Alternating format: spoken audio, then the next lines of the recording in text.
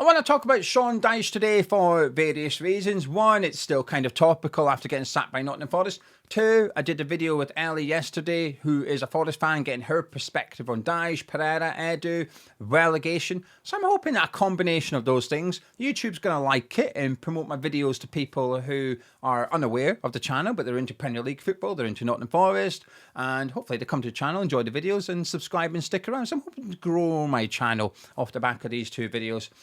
3, I have a strong opinion about Sean Dyche, which I'm looking forward to discussing with you.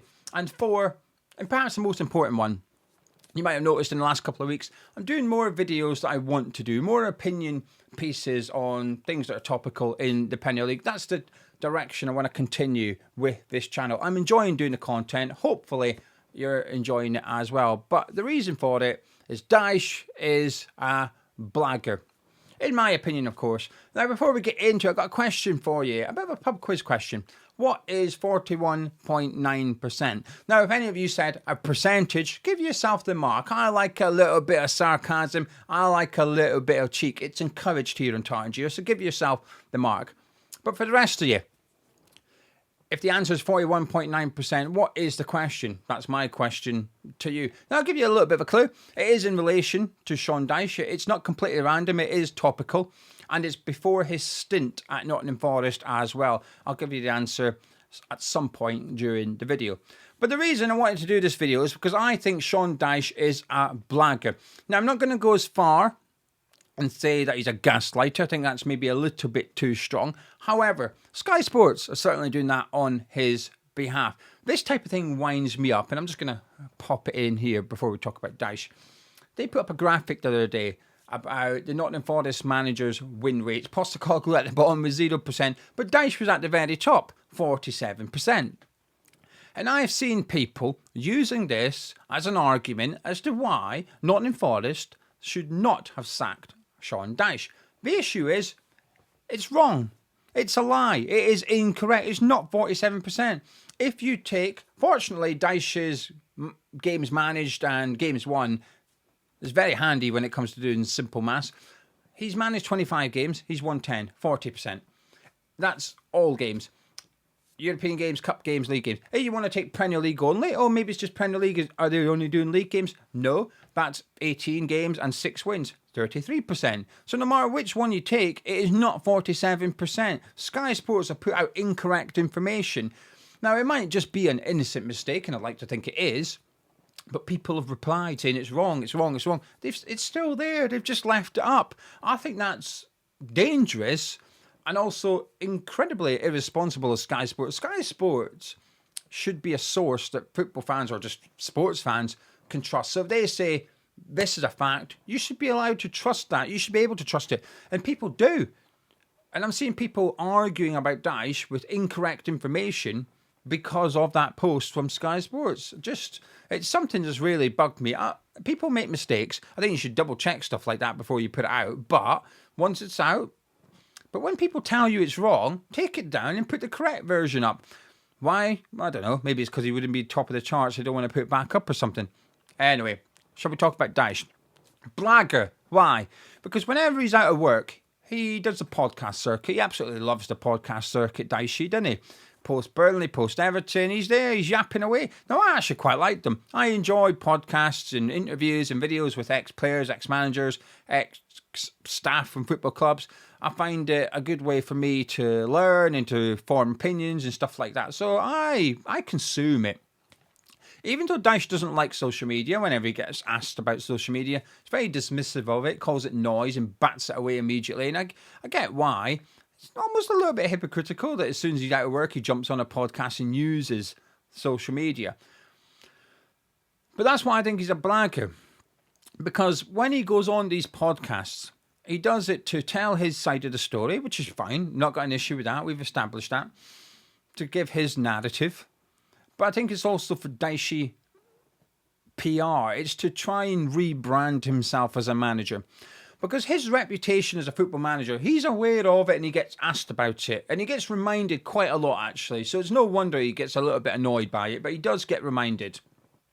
Which is he's a defensive manager. He'll come in, he'll make your team organised, hard to beat, hard to break down. You're really good at defending set pieces. You're really good at attacking set pieces. That's what Sean Dyche is. He's a firefighter manager. He'll get you hard working, low possession football. And he doesn't like it. He does not like his reputation as a manager. And instead of embracing it and saying, that is what I do, but I'm bloody good at what I do, instead of doing that, and I think he does a bit of it, he pushes back. He tries to rebrand himself a little bit, and he claims, well, I play like that because of the players I've got, because of the finances available. I'm forced to play like that. However, and this has always been his argument, which I've always thought was bullshit. Now, I've needed evidence. I've had a body of evidence to form my opinion, which is based on what he's done at previous clubs, and that's why I think what he claims is bullshit. But I need another body of evidence, which is, well, when he gets into the opportunity that he talks about, let's see. And I think he's maybe had it at Nottingham Forest. And I'm sure he's going to go on the podcast circuit again, and I think he'll give reasons as to why he couldn't display what he thinks he is at Nottingham Forest. And I think a lot of people will agree with him. I do not, and I'm pushing back against it. His claims are, if he was at a better club, if he had better players, if he was at a bigger club, if he had more money, he would play different football. He would play attacking football. The only reason he plays defensive football is because he's got those players. Give him a different set of players, he'll play different football. At one point, now, back check this, please. I'm pretty sure in one of the podcasts I heard him say that if he went into Man United, he would play different football and people would enjoy his football and stuff like that. And that's where I think he's blagging. No chance. None. That's not his style. He is not that manager. And instead of just embracing what he is, I think he tries to blag it as to what he could be. And it's easy to claim that because it would be like saying, well, if I was at Man City, I'd win more trophies than Pep Guardiola, because no one's ever going to find out. You can make that claim all you want, but because you're never going to be the Man City manager, we're never going to know.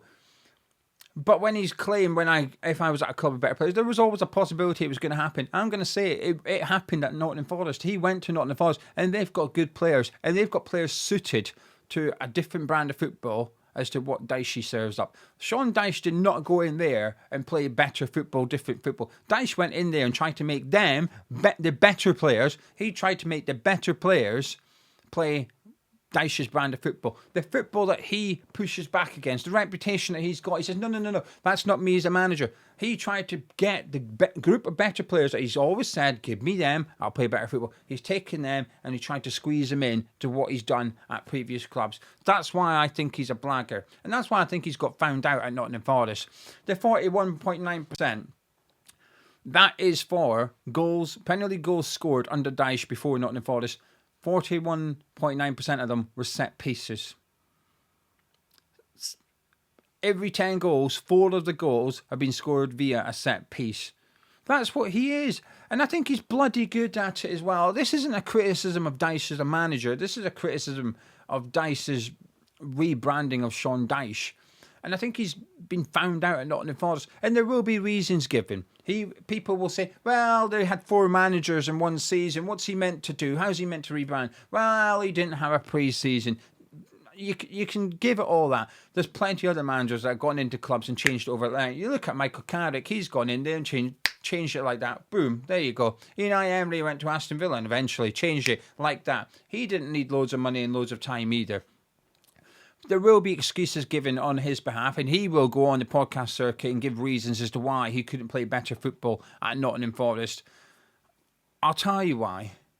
Because he doesn't know how. He doesn't know how to do it. He, with his assistants who were with him at Everton, were with him at Burnley, Stone, Woan, Billy Mercer, they know how to play Dyche ball. What they don't know how to do is play Klopp's heavy metal football, Pep's tiki-taka football, whatever it is that he's alluding to that he could play. He doesn't know how to do it. He can't do it. And he's good at what he does. And this is why I almost get a bit frustrated on his behalf. I think they just embrace what you are. You're a firefighting manager. You're a manager that'll go in and you will get them hard working. You will be hard to beat. And that's okay. As football fans, as purists that want to see entertainment, we're not going to like it. we're going to say, no, we don't want that at our football club. It's boring. You've got one or two ways of playing and that is it. Tactically, you're very inflexible. We don't want that at our club. However, there will be other football fans that say that it doesn't matter as long as it gets result. There will be people at football clubs that say it doesn't matter as long as it keeps us in the Premier League. He's actually got a really good position to be in, that whenever a team's in trouble, his phone's the one that rings and says, Dyche, do you want a job? Come in, keep us up. But I'll tell you when your phone don't ring, mate, and that is when a team in 5th is looking for a manager getting Champions League football, or a team at 7 wants to play better football. Your phone don't ring. And it's not because of what you've done at Burnley or Everton. It's because people don't believe you can do what you claim you do. There's no evidence for it. You've gone to Nottingham Forest with the better players, the better group of players. Callum Wendell had to leave in January because he wasn't getting a game under him. And he's player of the month at Frankfurt. Just like that. Didn't bother him. He's gone to Frankfurt and absolutely smashed it. He didn't need a pre-season. He didn't need time. He's gone there and ripped it up. James McAtee, the game against Wolves, pivotal, the one that got him sacked. They're coming up against Wolves, they're struggling to break them down. They're having a lot of shots, right? And a lot's been made of all these shots that they had and say, well, it's not on Dyche. And I agree to some extent. You know, they had a 6-on-1 situation. It's a terrible pass by Hudson-Odoi. To sum it up, their striker, Luca, 6'7", had to stretch to get on the end of it. That's how bad the pass was. Hudson-Odoi, he had too many options. If he had one player to pick out, I think he probably picks him out. But because there's so many, I think he's just put a ball with a bit too much pace on it between them all, hoping that someone would get on it. A terrible pass. But that's not Dyche's fault. Matty Hutchinson took 2 corners and hit the side netting. What's Dyche meant to do that when a professional footballer in the Premier League's corners are hitting the side netting? There's very little he can do. He made 2 subs. And on the bench, one in particular I'm going to talk about is James McAtee. That guy has been training week in, week out at Manchester City, learning how to break down a low block team. Man City don't train, well, I don't know. I'd imagine they don't always train how to be in a low block because they're rarely in it. But I bet you what they do train a lot is how to break down a low block. James McAtee is that guy that you need to come on and say, right, well, give me the ball outside the box and I'll show you how to get your players in behind the defence. I'll show you what to do. He just sat on the bench. He didn't come on. He's a better player. Technically a fantastic footballer. Dyche didn't even put him on. Why? Because Dyche wanted wingers. He wanted a 6'7" striker in the middle of the box, and he wanted Hudson-Odoi and Hutchinson, and then Ndoi to just cross the ball to him. Because that is Dyche ball. It's not what he thinks it is. There is no rebranding of Dyche coming. There's no rebranding of Dyche to be done. And he will tell you. He will give the reasons as to why it didn't work at Nottingham Forest. But 10 games in the Premier League under Sean Dyche, he's been in charge of 10 games where his side have had 60% or greater possession. Do you know how many he's won? None. None of them. He's drawn 4 and lost 6 of them.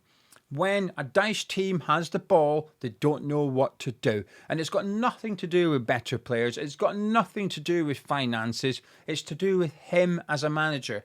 And there's a space for people like him as a manager in football. He will be needed. Next season, he'll get a job, probably in the Premier League. And it will not be someone in the top 10. It won't be someone in the top 14. It'll be someone in the bottom 3. Maybe, if he's lucky, it'll be 17th or 16th. He will get that job. It'll be a team that wants to avoid relegation. It'll be a club that don't mind scoring 40% of their goals with set pieces and being hard to beat and hard working.